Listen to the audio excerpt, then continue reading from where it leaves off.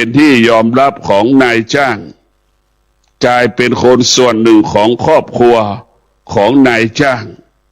นี่แหละพวกเราทั้งหลายธรรมะเราจะชนะใจกันได้ก็เพราะธรรมะเราจะไว้ใจกันได้ก็เพราะธรรมะธรรมะจะเป็นที่เราไว้ใจเชื่อใจจนเราหมดใจก็เพราะธรรมะนี่แหละเรามีธรรมะเราจะชนะใจเราทุกคนก็จะประกอบไปด้วยธรรมะทั้งสิ้นถ้ามีธรรมะแล้วโลกใบนี้ก็จะเกิดคำว่าสวยงามโลกใบนี้ก็จะเกิดคำว่างดงามโลกใบนี้จะเกิดคำว่ามั่นคงปลอดภัยสงบสุขสันติสุขก็จะเกิดขึ้นแก่คนแก่โลกแก่ครอบครัวประเทศชาติของเราพวกเราทั้งหลายธรรมะของพระพุทธเจ้าสร้างความสมดุลระหว่างมนุษย์กับสัตว์ระหว่างสิ่งแวดล้อมกับมนุษย์มีความสำคัญต่อกันและกันแต่พวกเราต้องพิจารณาสิ่งไม่มีชีวิตก็มีความสำคัญต่อสิ่งมีชีวิตของเราแม่น้ำป่าไม้ภูเขาอากาศก็มีความสำคัญต่อการดำเนินชีวิตของเราแต่พวกเราทั้งหลายพระพุทธเจ้าจึงให้เราให้ความสำคัญต่อสรรพสิ่งทั้งปวงว่ามีความสำคัญต่อการดำเนินชีวิตของมนุษย์และสัตว์ก็ต้องอาศัยแม่น้ำป่าไม้ภูเขาเสมอเหมือนกันหมดไม่มีสิ่งใดดีกว่าอีกสิ่งหนึ่งไม่มีสรรพสิ่งทั้งหลายเสมอเหมือนกันหมดก็คือเปลี่ยนแปลงและแปรสภาพไม่ว่ามนุษย์ไม่ว่าสัตว์ไม่ว่าก้อนหินแม่น้ำป่าไม้ภูเขาสิ่งมีชีวิตสิ่งไม่มีชีวิตเสมอเหมือนกันหมดคือเปลี่ยนแปลงเรียกว่าสิ่งที่เปลี่ยนแปลงนั้นก็ต้องเปลี่ยนแปลงต้องอาศัยสติก็สติจะต้องไปอาศัยความอดทนสติจะต้องไปอาศัยวิริยะภาคเพียรการเปลี่ยนแปลงนั้นจะเกิดคำว่าดีงามการเปลี่ยนแปลงใดๆต้องประกอบไปด้วยศีลสมาธิปัญญาการเปลี่ยนแปลงนั้นจะเกิดคำว่าความจริงดังเช่นรัฐบาลกำลังปฏิรูปประเทศจะเปลี่ยนแปลงประเทศลดค่าใช้จ่ายลดค่าใช้จ่ายการจัดการบริหารประเทศรัฐบาลจึงลดขั้นตอนยุบหน่วยงานต่างๆเพื่อจะประหยัดค่าใช้จ่ายเงินเดือนในให้กับข้าราชการเป็นการช่วยเหลือประเทศชาติถ้าการเปลี่ยนแปลงนั้นประกอบไปด้วยศีลสมาธิปัญญาการเปลี่ยนแปลงนั้นจะเกิดประโยชน์ต่อประเทศชาติเป็นที่ยอมรับของคนทุกคนบุคคลจำนวนมากของชาติไม่ยอมรับการเปลี่ยนแปลงบุคคลจำนวนมากของชาติไม่ยอมรับการเปลี่ยนแปลงปฏิเสธการเปลี่ยนแปลงแต่พวกเราทั้งหลายจึงทำให้ประเทศชาติเหล่านั้นลำบากครอบครัวใดก็แล้วแต่ไม่ยอมรับการเปลี่ยนแปลงครอบครัวนั้นก็ลำบากบุคคลใดไม่ยอมรับการเปลี่ยนแปลงบุคคลนั้นก็เกิดคำว่าลำบากเพราะการเปลี่ยนแปลงมันเป็นกฎของโลกการเปลี่ยนแปลงเป็นกฎของชีวิตการเปลี่ยนแปลงเป็นกฎของการจัดการการบริหารการเปลี่ยนแปลงมันเกิดขึ้นทุกลมหายใจไม่มีสิ่งไหนมันไม่เปลี่ยนแปลงไม่มีผู้ที่มีสติเท่านั้นจึงเข้าถึงคำว่าการเปลี่ยนแปลงเป็นกฎของโลกผู้ที่ขาดสติก็ปฏิเสธการเปลี่ยนแปลงผู้ที่ขาดสติก็จะมีเหตุผลกับการเปลี่ยนแปลงผู้ที่ขาดสติจะมีเหตุผลกับการเปลี่ยนแปลงผู้ที่ขาดสติไม่ยอมรับการเปลี่ยนแปลง ผู้ที่ขาดสติจะต่อต้านการเปลี่ยนแปลงเราจะเห็นในประเทศชาติของเราโลกของเราก็อยู่ภายใต้การเปลี่ยนแปลงพอถึงเวลาแล้วที่สุดมันก็ต้องเกิดการเปลี่ยนแปลงการเปลี่ยนแปลงนั้นต้องประกอบไปด้วยศีลสมาธิปัญญาการเปลี่ยนแปลงนั้นจะเกิดคำว่ามั่งคั่งมั่นคงปลอดภัยแก่ตนเองและครอบครัวองค์กรประเทศชาติบ้านเมืองของเราพวกเราทั้งหลายเรามาพิจารณาความจริงของชีวิตของเราก็อยู่ภายใต้ของคำว่าเกิดแก่เจ็บตายเรามาพิจารณาดูการเปลี่ยนแปลงมันก็เกิดขึ้นแต่เราต้องพิจารณาว่าความแก่ความเจ็บความตายมันปรากฏขึ้นกับชีวิตของเราทุกลมหายใจเนี่ยเราจึงเกิดคำว่าเกิดมา1 วันมันก็แก่1 วันเกิดมา1 เดือนก็แก่มา1 เดือนเกิดมา1 ปีมันก็แก่1 ปีนี่คือความจริงเราไม่ได้พิจารณาแต่เราจึงมีเหตุมีผลกับการเปลี่ยนแปลงอยู่ตลอดเวลาเพราะฉะนั้นพวกเราทั้งหลายบัณฑิตทั้งหลายผู้มีปัญญาทั้งหลายไม่มีเหตุผลไม่สงสัยคำว่าการเปลี่ยนแปลงมันเป็นกฎของโลกเข้าใจว่าการเปลี่ยนแปลงมันเป็นอนิจจังมันเปลี่ยนแปลงได้ตลอดเวลาเข้าใจการเปลี่ยนแปลงมันไม่เที่ยงบุคคลที่ไม่ยอมรับการเปลี่ยนแปลงก็เป็นทุกข์บุคคลที่ไม่ยอมรับการเปลี่ยนแปลงกินไม่ได้นอนไม่หลับกลัวการเปลี่ยนแปลงดังเวลานี้การเปลี่ยนแปลงก็จะเกิดขึ้นกับข้าราชการเพราะเดือนสิงหานี้จะเก็บรายชื่อแล้วจะเสนอรายชื่อแล้วข้าราชการแต่ละองค์กรจะไปอยู่ตรงไหนจะเลื่อนตำแหน่งไปอยู่ตำแหน่งที่ใดจะอยู่ภาคเหนือภาคใต้ภาคกลางนี่เราก็คนก็กลัวบางจังหวัดเราก็ไม่อยากจะไปอยู่เราก็อยากอยู่อีกจังหวัดหนึ่งอย่างนี้เป็นทุกข์มากเพราะการเป็นทุกข์ก็คือการเข้าไปยึดติดพวกเราทั้งหลายการเข้าไปยึดติดเป็นบ่อเกิดแห่งความทุกข์ทั้งสิ้นสถานที่ต่างๆมันไม่สำคัญเท่ากับตัวสติเราจะอยู่ที่ไหนก็แล้วแต่ขอให้เรามีสติเราก็จะปลอดภัยเราก็จะมั่นคงชีวิตเรามั่นคงชีวิตเราปลอดภัยจะความว่าเจริญคำว่ารุ่งเรืองงอกงามอาชีพหน้าที่ของเรามันเกิดขึ้นกับชีวิตของเราถ้าเราอยู่ที่ไหนก็แล้วแต่เราขาดสติเราก็เขาว่ามั่นคงก็ไม่เกิดปลอดภัยก็ไม่เกิดเขาว่าเจริญก็ไม่มีให้เกิดขึ้นกับไม่มีแล้วไม่ได้เกิดขึ้นกับชีวิตของเรา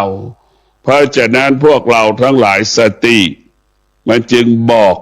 สอนความจริงให้กับชีวิตของเราสติมันเป็นเปรียบเสมือนพ่อแม่ครูอาจารย์ที่คอยเตือนสติเราคอยแนะนำสติเหมือนเป็นผู้ให้คำปรึกษากับชีวิตของเราจิตเปรียบเสมือนผู้มาขอรับคำปรึกษา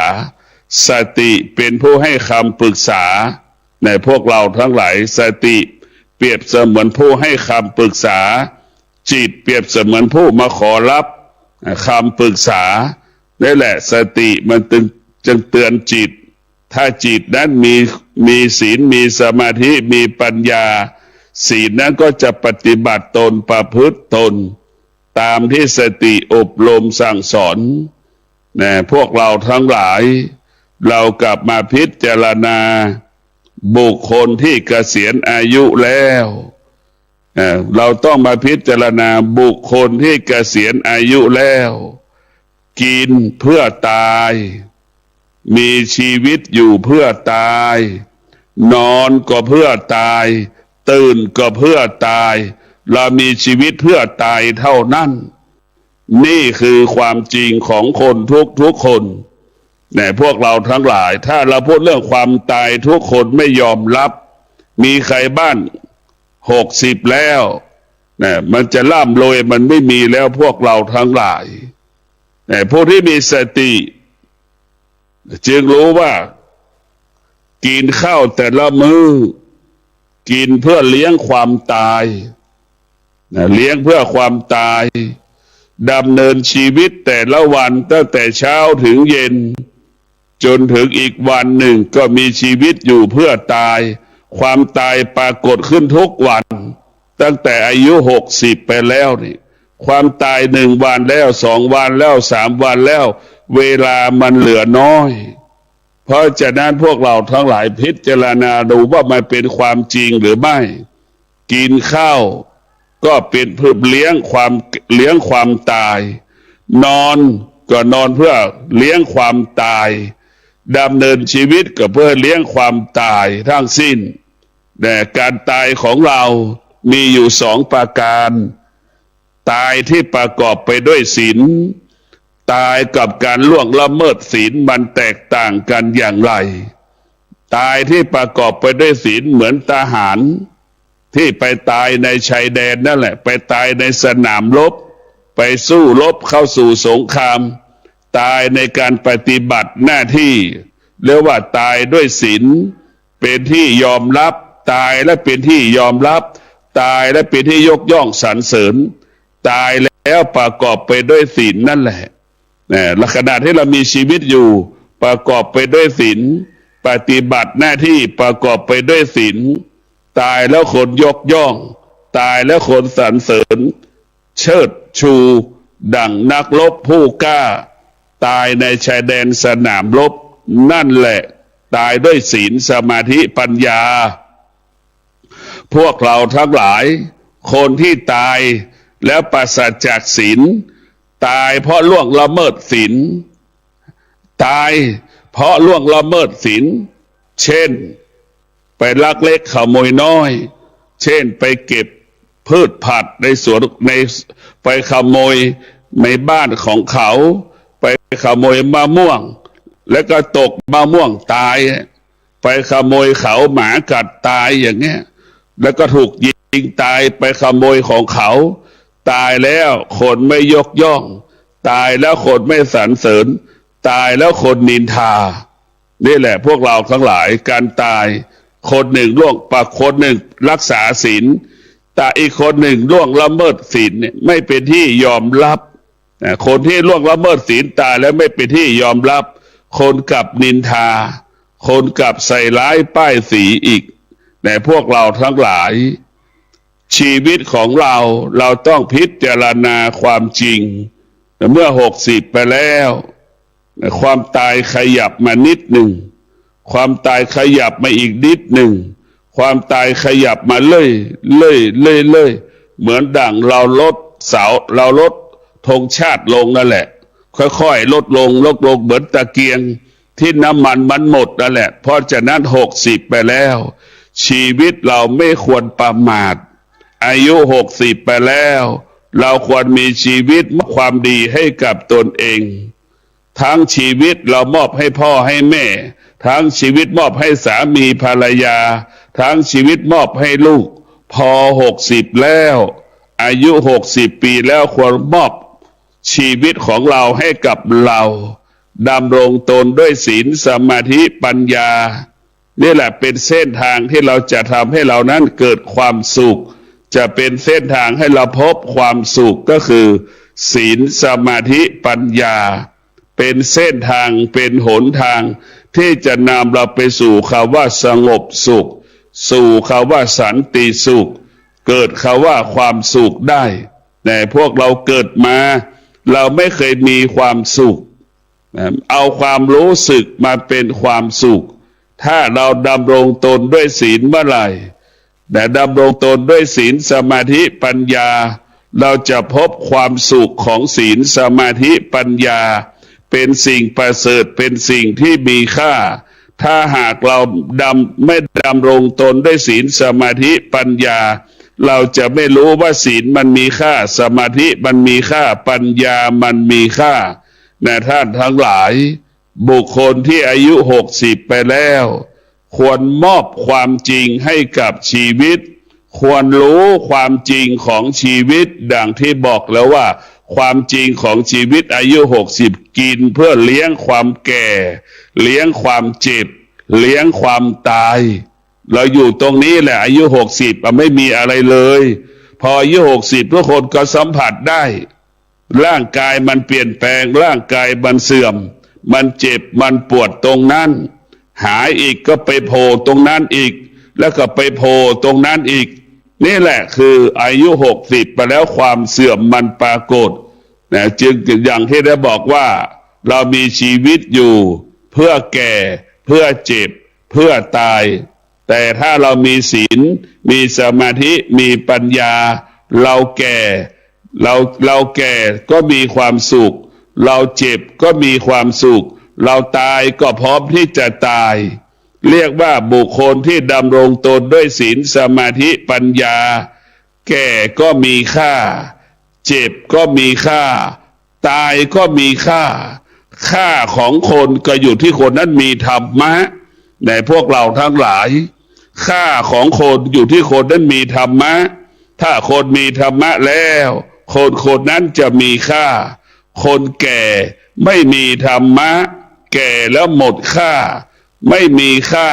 ไม่มีความหมายใดๆในสายตาบุคคลในครอบครัวนั้นเพราะฉะนั้นคนแก่บุคคลใดที่ไม่มีศีลไม่มีสมาธิไม่มีปัญญาแก่นั้นจะหมดค่าเนี่ยพวกเราถ้าใบไม้ยังมีค่าใบไม้ยังมีค่ากว่าคนที่ไม่มีศีลเนี่ยพวกเราทั้งหลายคนที่มีศีลมีค่ากว่าเงินหมื่นล้านคนที่มีศีลคนมีค่าไม่มีค่ายิ่งกว่าอัญมณีชั้นหนึ่งอัญมณีชั้นหนึ่งของโลกในพวกเราทั้งหลายคุณค่าของคนอยู่ที่คนดำรงตนด้วยศีลสมาธิปัญญานี่คุณค่าของเราอยู่ตรงนี้ในพ่อณพลอายุ60แล้วเราต้องประพฤติตนปฏิบัติตนให้คนทุกคนยอมรับให้คนทุกคนสรรเสริญดังคนที่ไม่มีลูกจะบอกว่าไม่มีลูกแล้วจะไม่มีใครดูแลจะบอกว่ามีลูกแล้วลูกนั้นจะดูแลอันนี้คนจำนวนมากคิดแบบนี้คนลูกจะดูแลเราลูกที่พ่อแม่ที่มีลูกแล้วพ่อแม่ดำรงตนด้วยศีลดำรงตนด้วยสมาธิดำรงตนด้วยปัญญาลูกหลานดูแลพ่อแม่อย่างดีตอนไม่เจ็บไม่ป่วย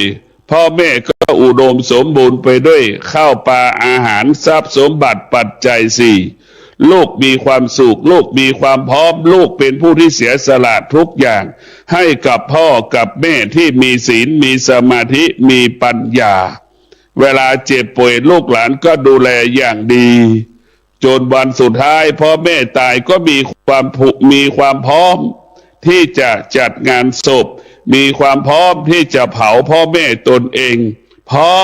พ่อแม่ผู้ประกอบไปด้วยศีลสมาธิปัญญา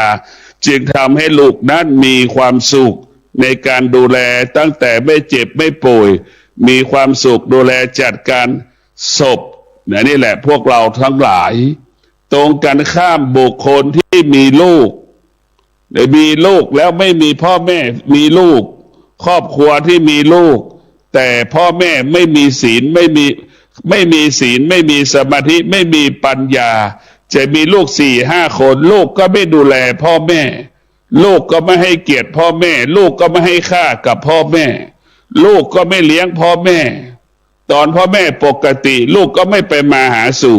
ตอนพ่อแม่เจ็บป่วยผิดปกติลูกก็ไม่ไปมาหาสู่เวลาจัดงานศพพ่อแม่ตายลูกก็ไม่พร้อมที่จะจัดงานศพให้กับพ่อกับแม่เพราะพ่อแม่ไม่ได้ดำรงตน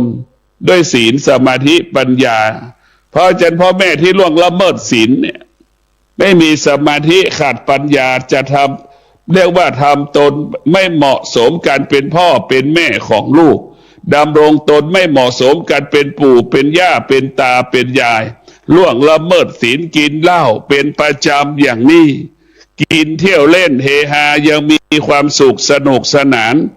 เป็นแบบนี้เป็นลูกหลานไม่เป็นที่เคารพของลูกหลานนี่แหละลูกหลานจึงไม่มีกี่คนก็ไม่เลี้ยง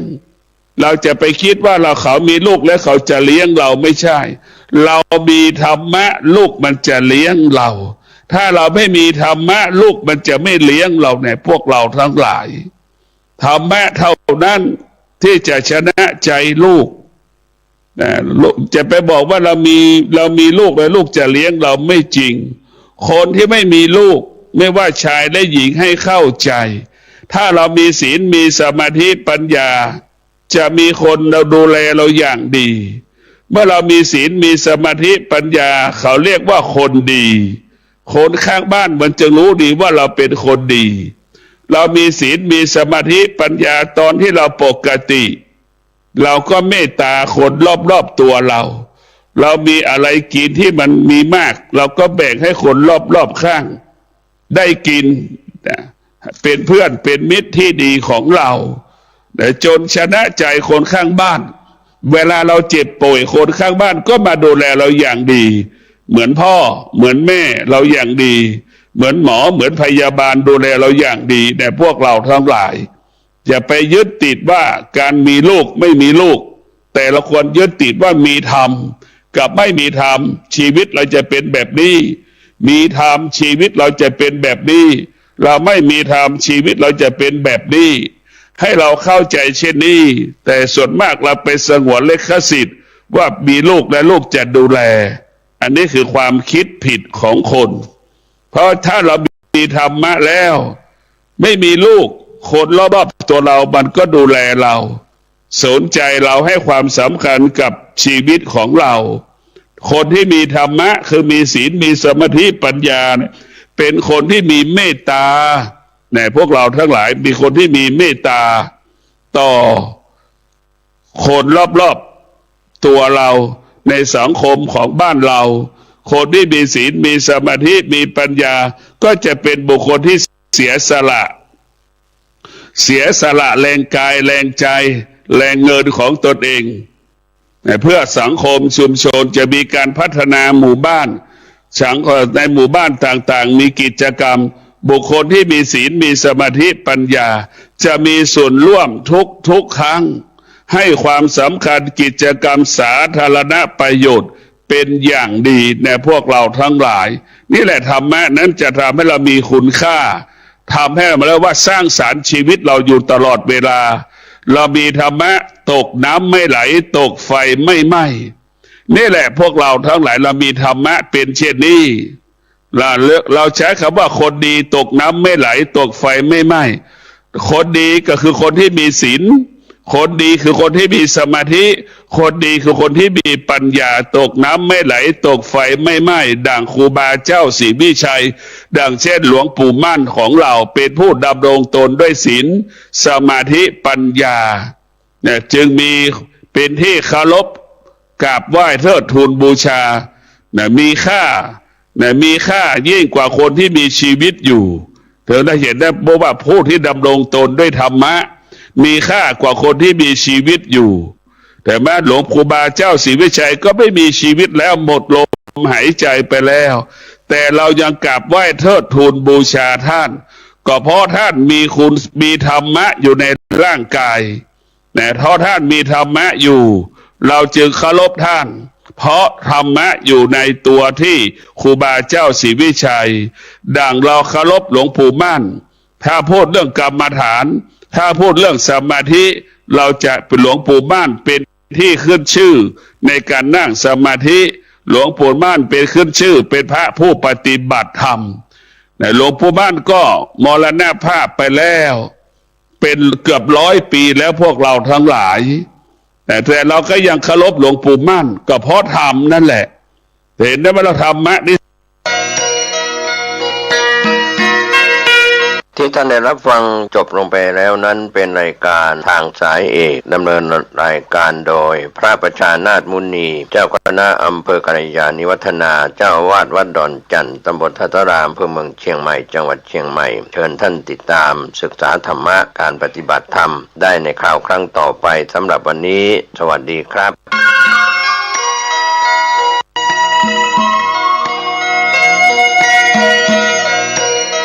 สารเพื่อการประชาสัมพันธ์โครงการปรับภูมิทัศน์และพัฒนาปรับพื้นที่รอบอุโบสถวัดป่าแดงมหาวิหารมติคณะกรรมการบริหารวัดป่าแดงมหาวิหารครั้งที่ 4/2567 ได้เห็นชอบและอนุมัติให้ดำเนินโครงการใช้เงินบริจาคและเงินสะสมของวัดเพื่อพัฒนาปรับพื้นที่ของวัดป่าแดงมหาวิหารจึงขอเชิญชวนผู้มีจิตศรัทธาร่วมพัฒนาเพื่อถวายเป็นพระราชกุศลถวายพระเจ้าสามฝั่งแกนและพระเทวีพระเจ้าติโลกราชพระเมืองแก้วและอดีตเจ้าอาวาสวัดป่าแดงมหาวิหารขอเชิญชวนผู้มีจิตศรัทธามีเจตนาร่วมในข่าวครั้งนี้โอนเงินผ่านธนาคารกรุงไทยสาขาสุเทพชื่อบัญชีวัดป่าแดงมหาวิหารเลขที่บัญชี521064750สอบถามรายละเอียดเพื่อร่วมทำบุญได้ที่0818815690ก็เป็นโครงการปรับภูมิทัศน์และพัฒนาปรับพื้นที่รอบอุโบสถวัดป่าแดงมหาวิหารตำบลสุเทพอำเภอเมืองเชียงใหม่จังหวัดเชียงใหม่โครงการนี้เริ่มดำเนินการท่านที่จะร่วมบุญร่วมกุศลร่วมอนุโมทนาได้บุญได้กุศลได้ความดีโดยทั่วหน้ากัน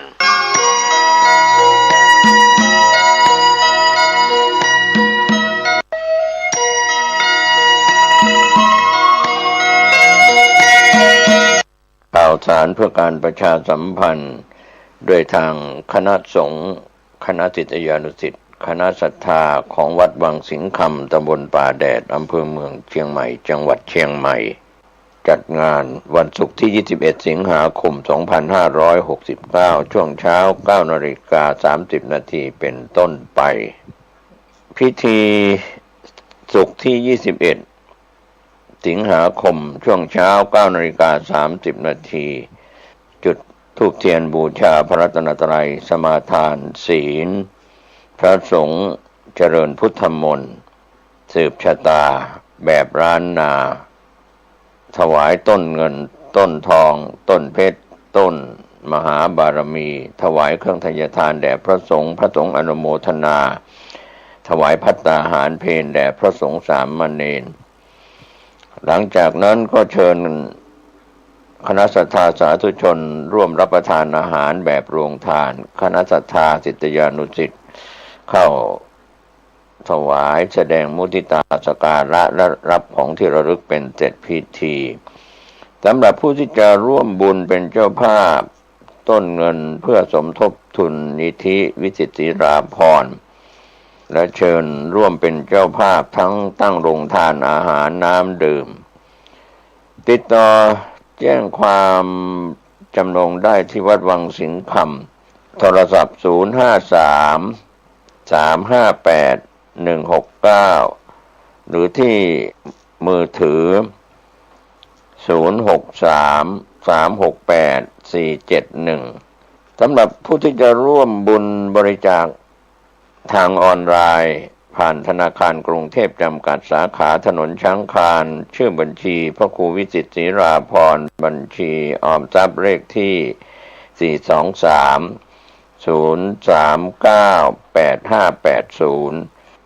423-039-8580การทำบุญอายุวัฒนมงคลตรงกับวันศุกร์ที่21สิงหาคมช่วงเช้า 9:00 น.เป็นต้นไปอายุวัฒนมงคลพระครูวิจิตรศรีราภรณ์รองเจ้าคณะอำเภอเมืองเชียงใหม่เจ้าวาดวัดวังสิงห์คำตำบลป่าแดดอำเภอเมืองเชียงใหม่จังหวัดเชียงใหม่เชิญท่านร่วมงานบุญอายุวัฒนมงคลโดยพร้อมเพรียงกัน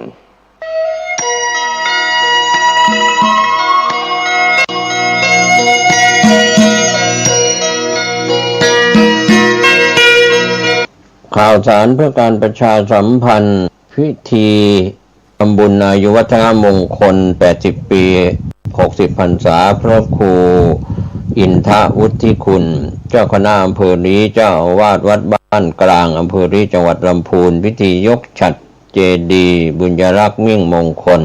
สถานที่จัดงานวัดบ้านกลางตำบลลี้อำเภอลี้จังหวัดลำพูนตรงกับวันอาทิตย์ที่6กันยายนพุทธศักราช2569ช่วง 9:30 นาที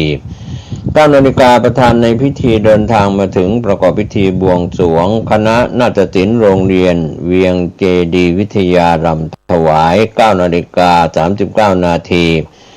พลตำรวจโทพานุมาตรบุญยรักษ์ผู้บัญชาการสำนักงานตรวจคนเข้าเมืองคุณภัสกรบุญยรักษ์รองปลัดกระทรวงมหาดไทย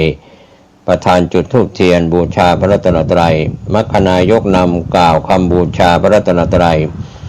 เชิญท่านผู้มีเกียรติ3ท่านจุดเทียนบาทน้ำพระพุทธมนต์เชิญท่านผู้มีเกียรติ4ท่านจุดเทียนชะตา4เล่มมัคคณายกอาราธนาพระปริตรพระสงฆ์ขึ้นสักเคชุมนุมเทวดาพระสงฆ์เจริญพระพุทธมนต์สืบชะตาพระเทพรัตนนายกเจ้าคณะจังหวัดลำพูนประธานสงฆ์เจิมยอดฉัตรผูกผ้าแพรและคล้องพวงมาลัยเชิญประธานรองประธานในพิธีและแขกผู้มีเกียรติปิดทองยอดฉัตรผูกผ้าแพร7 สีและคล้องพวงมาลัยประกอบพิธียกฉัตรพระสงฆ์ในพิธีเจริญชัยมงคลคาถาถวายจตุปัจจัยเครื่องไทยธรรมพระสงฆ์ในพิธี309รูปพระเทพรัตนนายกเจ้าคณะจังหวัดลำพูนกล่าวสัมโมทนียกถาพระสงฆ์ให้พรเป็นอันเสร็จพิธี 11:30 นาทีถวายภัตตาหารเพลแด่พระสงฆ์12 นาฬิกาเลี้ยงอาหารแก่แขกผู้มีเกียรติสาธุชนศรัทธาผู้มาร่วมงาน 13 นาฬิกาพิธีมอบอุปกรณ์ทางการแพทย์ให้กับโรงพยาบาลพิธีมอบทุนการศึกษาก็เป็นข่าวกำหนดการทำบุญอายุวัฒนมงคล80ปี60พรรษาพระครูอินทวุฒิคุณเจ้าคณะอำเภอลี้เจ้าอาวาสวัดบ้านกลางและพิธียกฉัตรเจดีย์บุญยรักษ์มิ่งมงคล